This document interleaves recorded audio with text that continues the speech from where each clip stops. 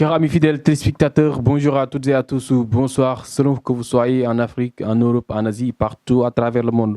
ñu ngi leen di nuyu tey amaat mbégte ak contentement bu mag ànd ak yéen suñu biir plateforme bu yaañ bi ñu gën ko xam ci Sunugal 24 le meilleur du web wante aussi nee naa la kenn dootu ko naatamle ci xarañte ak mën li muy def macha allah ba tax na ñu dippee ko le meilleur du net waaye tamit dañ fee toog ak ñi nga xam ne ñu jar a toogal dañ fee toog ak ñi nga xam ne politique kii polémique bi bëri na. dañ fay toog ak ñi nga xam ne tey jii nee naa leen chaque jour ñi ngi def lu garaaw ci TikTok bi ci mu diggante yaay ak doom waaye ñu bëri gëmuñ ko loolu yëpp dinañ ko yaatal fii ci biir émission bi bu ko defee ñu daal leen di bàyyi ñu nuyoo Penda Wally nuyu nañ la. salaamaaleykum waa àdduna salaamaaleykum waa Sénégal salaamaaleykum sama fans yi nuyu naa leen ziar naa leen di nuyu Dakar. Sunugal 24 Dakar Sénégal 24. di leen nuyu di leen ziar di leen balu àq bu baax di leen wax ne lii ngeen def am na solo torop. macha allah torop yal na jëm kanam yal na avancé yal na yokk ba ngeen yëg ko. ci barke Seydina Mohamed. amiin ayca mi ngi noonu ba tey gis ngeen ko moom lañ gën a xam ci Penda Wally lan moo tax ñu dippee ko Penda Wally loolu yëpp dinañ ko développé ci biir émission bi keneen kii ñu gën ko xam ci Boss moom aussi mu doon doomam defe naa ni buñ ko waxee gars yi ñu bëri polémique bi day bëri ñu bëri dañ naan non mënta ne waaye loolu yëpp dinañ ko leeral ci biir Boss nuyu nañ la. salaamaaleykum maa ngi nuyu soppe yi avant tout d'abord man sama wolof bariwul. Je préfère parler quoi en français quoi. Parle en français. Je te salue et vous tous. ok ma fans ou pas mes fans. waaw di nuyu ki nga xamante ne nii tey aussi. cooli mooma di Moussa mon frère pël bi. borom nag ak meew yi. kooku sama xarit la sama xol di nuyu sama soppe yi di nuyu suñu soppe yi parce que avant tout d'abord metti woon na trop ñu nekk ci compte di ko job ba mu am ay 600 000 abonnés ñu bale ko même pas un mois gars yi ñu ngi gis nin si taxawee kon boog ñu ngi nuyu waa Sénégal yëpp ku lim Diop di nuyu Sénégal 24 Sunugal 24 Sunugal 24 suñu site la quoi. waaw boobu suñu site préféré la ñun tiktokeur yi. macha allah waaw maa la ko wax mi ngi noonu leeral na ko bu baax a baax site la bi nga xam ne tey jii nee naa la xaaj ak bàyyul xaaj ak seet day jël tiktokeur yi youtubeur yi ba ci ñi nga xam ne sax nee naa la amal talent ci li ngay def rek da lay jël fii ñu daal di waxtaanee lépp loo xam ne ci ngay yëngu waaye aussi du ma tijji débat bi te santuma jaajëfaluma ki gën ci man. Mansour dama bëgg nga laal ma parce que daa am koo xam ni mooy borom terrain yi ñu gën ko xam ci Basirou Ka maa ngi koy jaajëfal bu baax a baax borom terrain yi Basirou Ka tey moom laay ubbee sama plateau di ko bëggee bu baax a baax ñu ñëw ci débat bi tuuti. L'idée d'où ça vient jékki saay rek ne xaar ma bàyyi lii nekk tiktokeur. waaw non dara parce que ñun duñu ay tiktokeur à chaque fois dama la koy wax ñun ay artistes comédiens lañ. waaw artiste comédien. waaw tey ñëwuñu rek visé wu na ay tiktokeur lañ. tiktokeur mooy ki nga xamante ne ni aussi dafa nekk ci tiktok bi visé wu si mais nag gars yi ci tiktok bi la ñu gën a xamee. waaw ñu ngi ci tiktok bi ñu ngi ci youtube bi ñu ngi fépp. kon boog ay artistes comédiens lañ ñun duñu nangoo nekk ay tiktokeur. ngeen di job gars yi xaw ma dañ leen signalé wala yéen a respecté wul normes yi bañ xëy tëj seen chaîne fu nekk ngeen ko fay jooytoo. frère. tey daa am lu ma lay wax lu ndaw. yoo xamante ne ni maanaam daa fees ci sama biir xol ma denc ko ci. génne ko. frère ñun ay doomu Sénégal lañ duñu ay doomu yeneen dëkk ñun amuñu lu dul Sénégal tey bu ñu neexoon mën nañ di jouer comme li Nigériens di jouer loo xamante ne ni du am wax mais bëgg suñu dëkk bëgg suñu culture moo tax ñu koy wax en wolof di bégal Sénégalais yi mais pourquoi pas soxor pourquoi pas Sénégalais yéenewul moroomu Sénégalais jàmm signalé yi ñoom rek ñoo ko waral ñun defuñu dara loo xamante ne nii dafa négatif. yéen a ngi topp normes yi. ñu ngi topp normes yi mais Sénégal da ngay dugal sa vidéo ñu signalé la.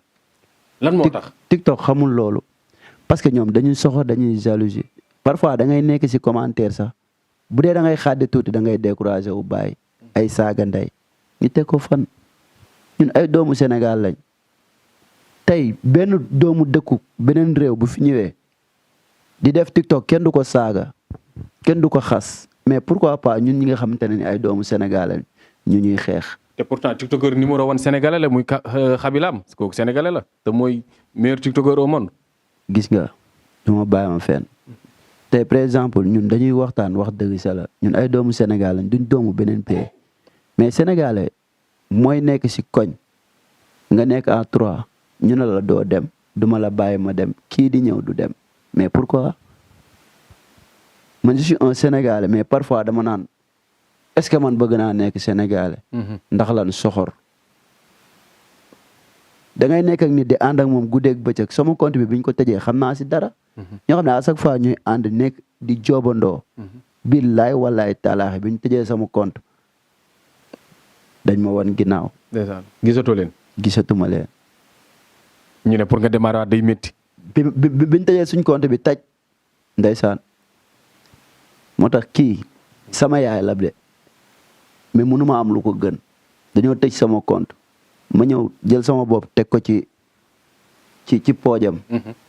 jaaxle trop avant ñu koy tëj bi ma ko tëjee bi ma ubbee compte barke Seydina Mohamed laataa ma fay ñëw compte bi si jour bi 15 abonnés moo si nekkoon. ma ñëw tëdd ci wetam mu ne ma lan la mu ne ko dañoo tëj compte bi ànd ko ak naqar ak tiis mu ne ma lan mooy compte di nga amaat lu ko laataa ma yàgg suñu kër barke alxuraanu karim 7000 abonnés la am. macha allah billaahi wallaahi taalaahi yàlla moo ma tiim. rawal matagul sax 1 heure de temps may àgg suñu kër ñu def benn vidéo bu ndaw dugal ko. mu ne ma di nga amaat lu ko ëpp. bëgg naa foofu ñu gën see ñëwaat wante avant boobu damay laaj ki nga xam ni moom mooy sa waajur tey jii nii maanaam polémique bi bari ñu nekk di wax naan kii du sa doom ak yooyu bëggoon nañ ko xam est-ce que dëgg yow yaa ko jur. dëgg man maa ko jur comme ni ma ko waxee woon rek ne woon naa leen man Boss maay yaayam c'est sûr maay yaayam nit ñi ciy weranteeg di ci wax ak di ci jaral leen ñuy werante bay xeex. wala muy jaral leen ñuy werante bay xuloo xamuñu kenn mënu cee siise man mi ko jur dëggal sama bopp ne maa ko jur man maa ko mën a siise Boss maay yaayam.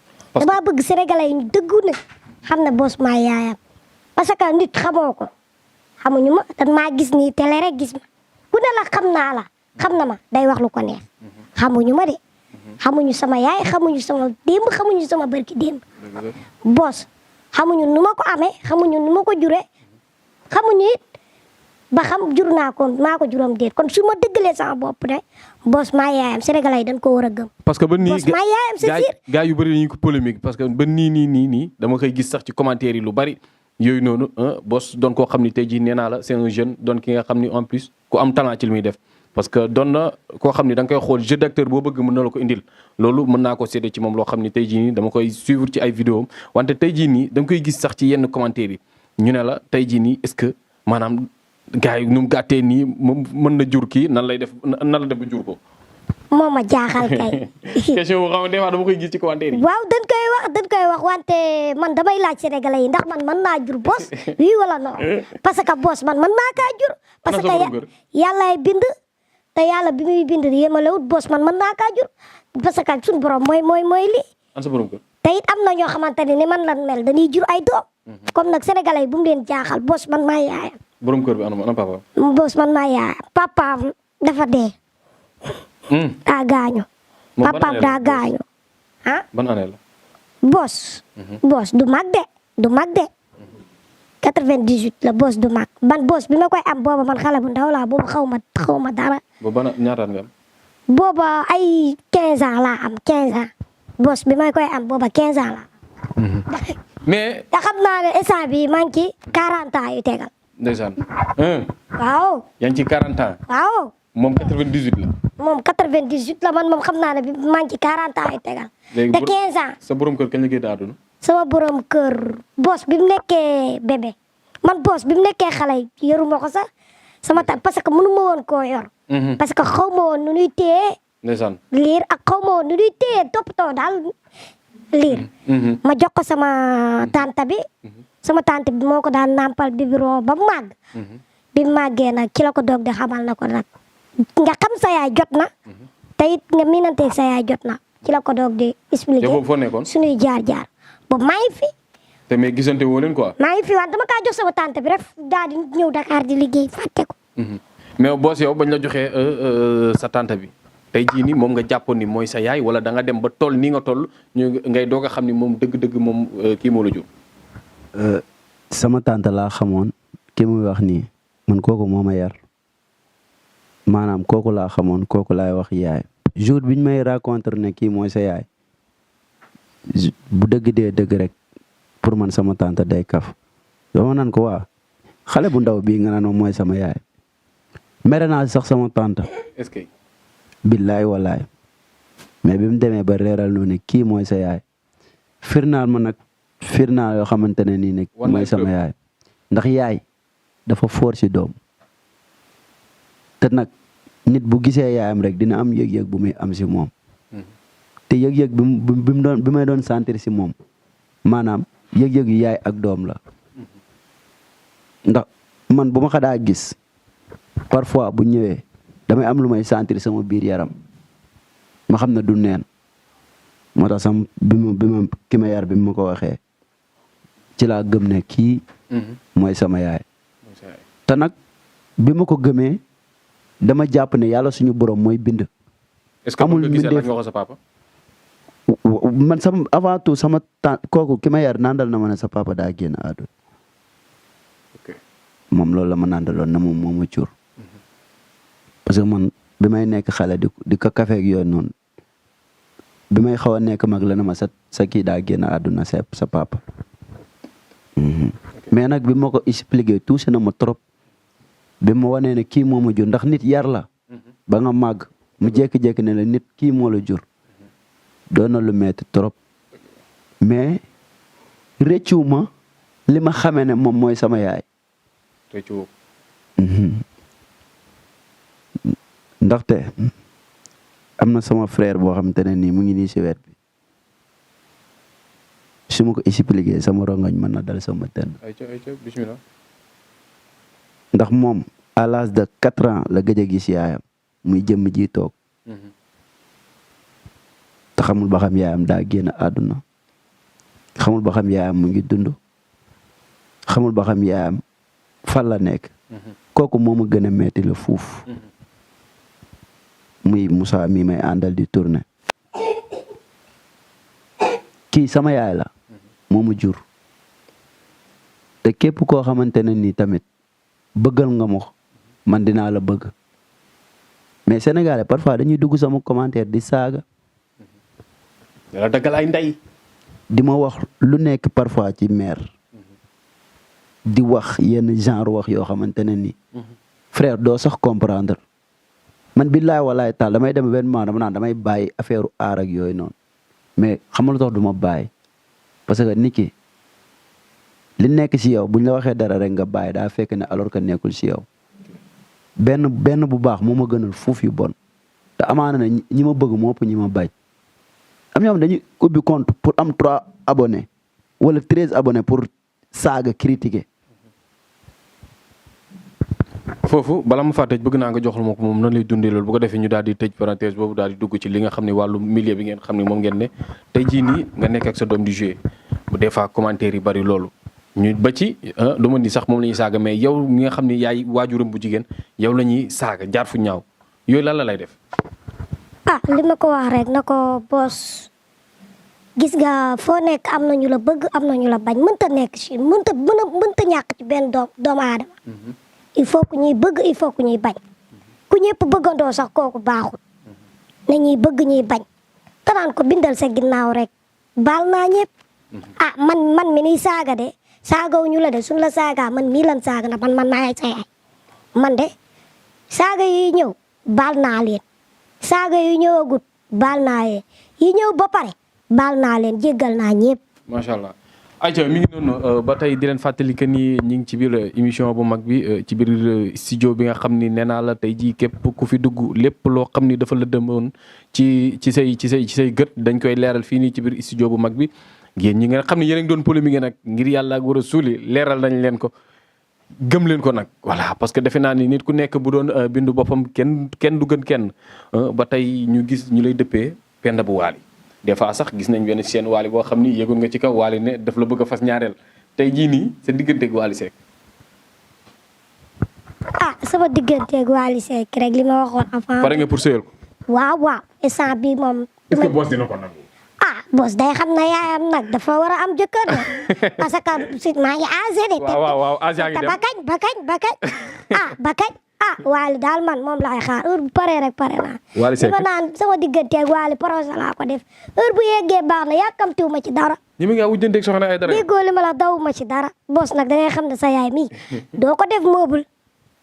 di ko ñëw di xool rek ka def rek a teg ak fuggaat. ba pare dem di tournage rek ka ñëw non.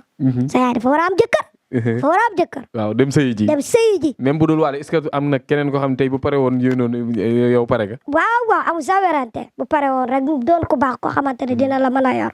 incha allah rabbi man pare loolu de après dinañ ci waxtaan bu ko defee Mansour moom bu fekkee pare nga léegi boss. tey jii nii est-ce que maanaam ci kaw seen Wally des fois dañ leen di gis foofu noonu muy def lu am solo parce que defe naa ni tey jii nii foofu cuune du fa yéeg foofu tey jii koo xam ni peut-être mënoo li ngay def doo fa yéeg ñu ko fay gis.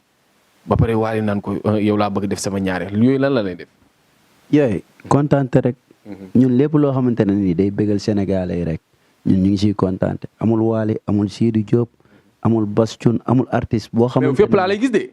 waaw fépp la ñuy dem tamit parce que ñun dañoo nekk ñoo xamante ne nii tey visé wu ñu ne ñun dañuy visé wu si Wally kese Wally gaa nit ku baax la mais ñun tey dañu fay nekkal pour Sénégal lañ fi nekkal nekkul ñu fi artiste de ñun ay doomu Sénégal lañ. ñun tey lépp loo xamante ne nii buñ ko defee rek waa Sénégal dinañ bëgg culture Sénégal dina gën a développé ñun si loolu lañ nekk ñu ngi si yeneen projet ci kàttanu Borom incha allah lu fan yu ndaw di nga ko gis ñun ak Tan Bombe ñu ngi waaj. ay bagages yoo xamante ne bu génnee Sénégal yi dinañ gën a bëgg. moo am loo xam ne am na ci TikTok bi muy affaire de vulgarité bi nga xam ni tey jii nii yow bokk nga ci ñi koy promouvoir parce que man moom sama wax duma ko nëbb. tey jii nii da ngay gis koo xam ne jigéen ju jekk macha allah. parce que daanaka cëram yëpp day nekk ci TikTok bi. mel ni day sollu sexe bi nga xam ne tey jii day am say vidéo ngeen war a sensibiliser booy yi nga xam ne tey jii nii ñu ngi ci yoon. ngay promouvoir loolu noonu. waaw loolu moom tamit. sexe li muy sexe dafay ëpp defaat say vidéo defaat man mii sax mën naa toog di seetaan naat na ma yàlla baax. mais daa am fu may waxe ak yow quoi. mën naa am di nga ma fa déggee. ñun soo gisee ñu opté wu nekk artistes yoo xamante ne man boog. parfois artiste dafa baax nga nekk polyvalent. waroo visé wu si benn affaire rek na fii la. parfois boss da nga koy gis ak yaayam. parfois boss da nga koy gis ak ay xale yu jigéen muy def loo xamante ne ni aussi virgule na mais xam nga lan mooy problème bi Sénégal duñ bàyyi xel ci kàddu bi mais. surtout pas affaire de réseaux sociaux. jëmm ji moo gën a virgule.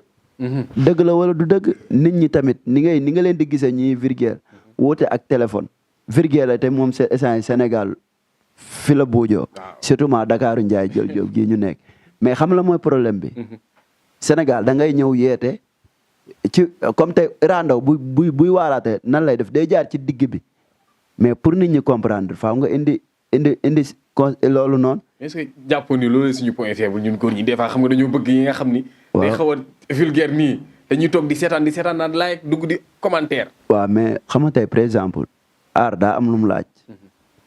au commencement dafa am lu mu laaj mais li mu laaj noonu faaw nga bàyyi si xel.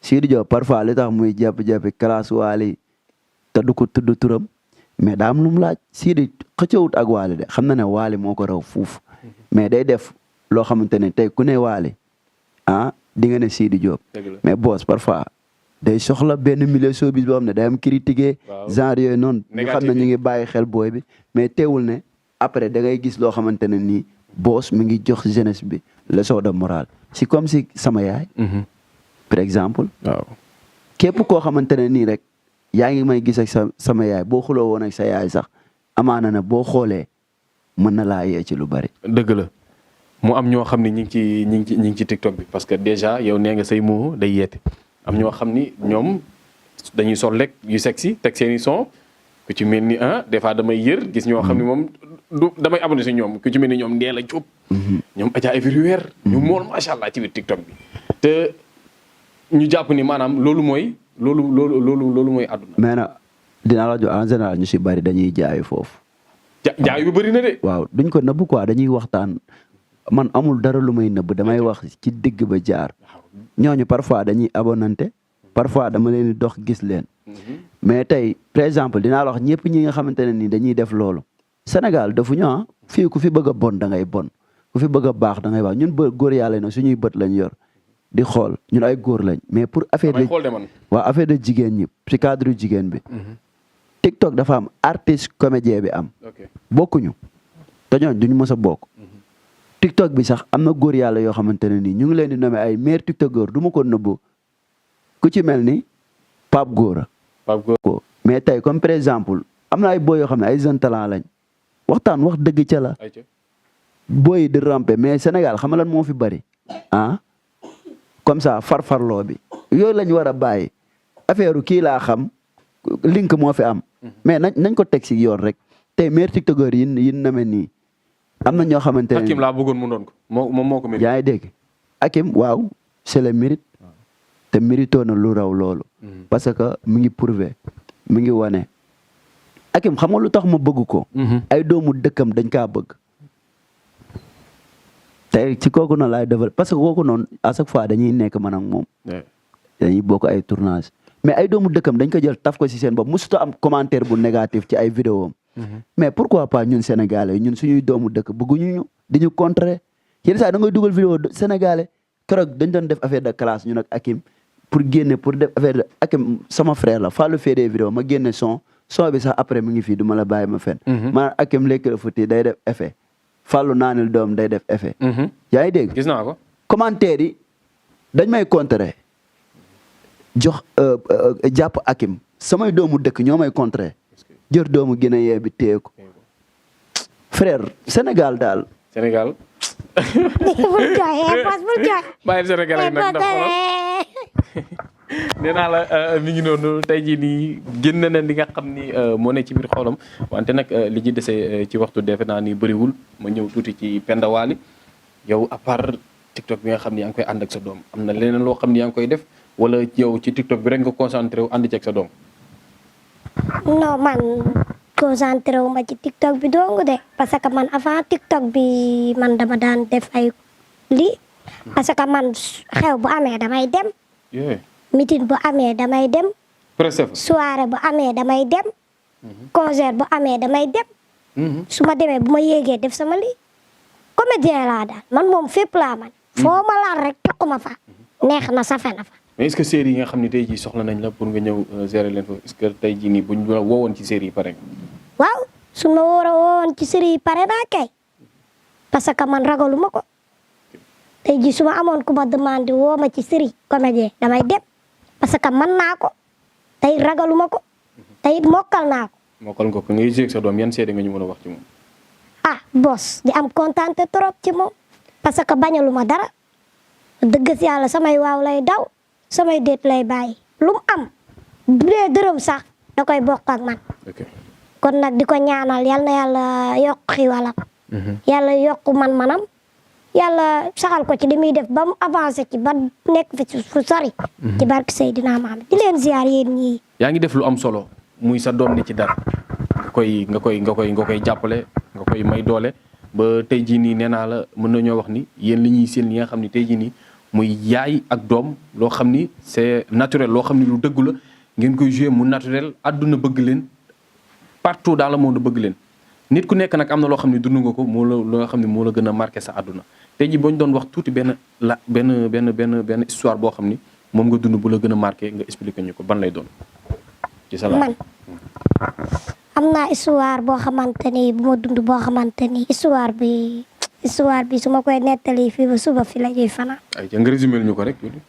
parce que boss mi bi ma koy am du ma wax lépp daal parce que boss bi ma koy am ko papaam jël toon décision pour takk ma sëyal ko rek dafa jëloon décision pour xam nga yenn saa yi nit ci góor da ngay gis nit xemmem ak yooyu voilà yooyu yëpp da ciy am papaam jël ma takk ma bi ma takkee ma am ak moom doom boss bi ma amee boss mu xam ne kii lim bëggoon ci man daal am na ko après ci la ma bàyyi bi ma bàyyee ma takk sama ndigg góor moom xam nga yenn saa yi moom da ngay gis jigéen rek xeeb même ko soo ko mënta sàkku pour leneen nga sàkku ko pour nga takk ko soo ko takkee su lim soxla ci yow daal bu ko amee mu pare ja wala man it ma wàcc ma dem bi ma wàccee ma dem ma takk sama ndigg ma takkee sama ndigg jox boos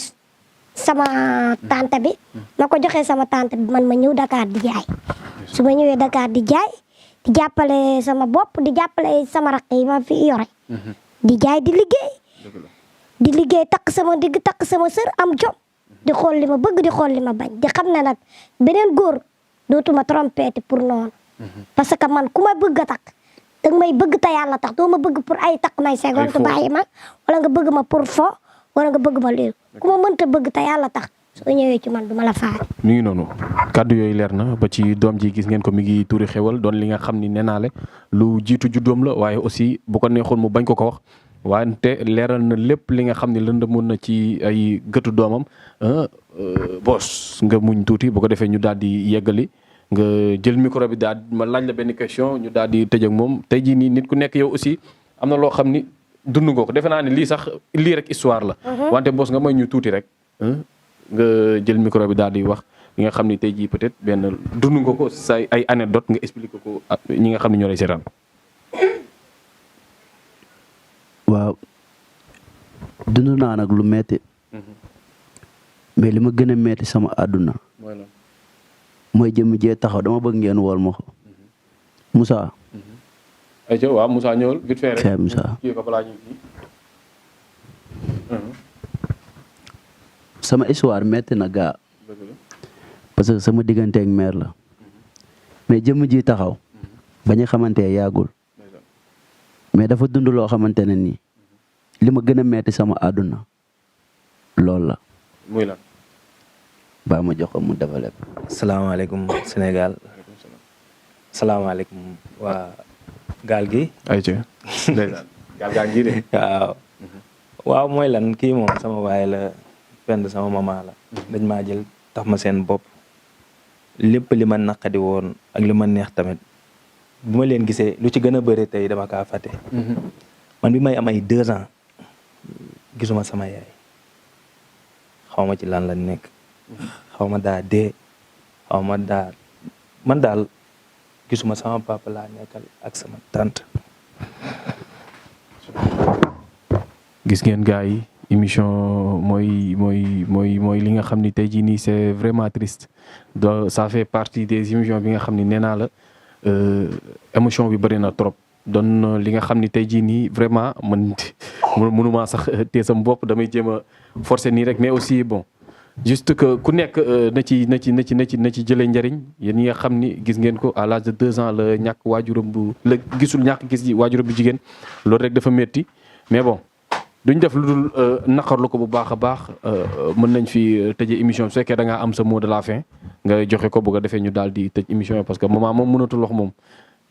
waa gars yi suñu mot de la fin leen kese la mooy ngeen jàppale ñu dooleel ñu parce que tey jamono ji ñaan nan ñu jàppale ñu parce que maire day fay xajar teer day liggéey ndox lay jaay bëggul dara lu ma metti lenn rek la may wax concentré wul ci aar bi jërul ngay dem fenn di daw ndax man te gis ngeen ni ko yàlla binde kon boog képp koo xamante ne ni daal mën nga ñoo jàppale pare naa pour ñaan la nga jàppale ñu nga taxawuñu pour ñu bégal Sénégalais yi kese parce que ñun loolu rek lañu am di nuyu suñu soppee di nuyu leen wax leen ne bu leen bàyyi yokku leen abonné yi yokku partagé yi Sunugal 24 moom amuñu seen fay waaw parce que tamit ñu ngi xool ni ngeen di jàppale jeunesse bi ni ngeen di dimbale parce que nit mosu fee ñëw bu rus te nit mosu fee ñëw te xoolul changement parce que nag maa ngi leen di suivre bu baax yàlla buñ jógee fii kër gi gën a nekk kër yi gën a mage si kër yi ñun tamit yàlla suñu borom ubbil ñu buntu wërsëg képp koo xam ne daal pare nga pour joob ak ñun pour jàppale ñun ñu ngi nii. ayca mi ngi noonu ku munta ñàkk Mor Wade moo ma jox sa numéro chaque jour mu ne ma invité le boss l'artiste du peuple Mor Wade borom Parcelles Assainies. maa ngi koy bàyyi xel bu baax sama frère kooku moom sama grand la daal. dëgg la kooku moom xam na man xam naa. chaque jour dafa may daan ma waa mais Saliou kañ ngay indi boss kañ ngay indi boss mi ngi nii boss ñëw na l'artiste du peuple Mor Wade l'enfant chéri des Parcelles Assainies maa ngi koy jaajëfal bu baax a baax wante aussi di leen bëggee amaat ku mbégte ak contentement bu mag ku munta ñàkk si man muy Modou Kane borom téléphone yi borom marché Thiaroye ak Colobane di ko bëggee bu baax a baax di leen jaajëfalaat di leen jox dig daje ba beneen yoon incha allah jaa ngeen jëf.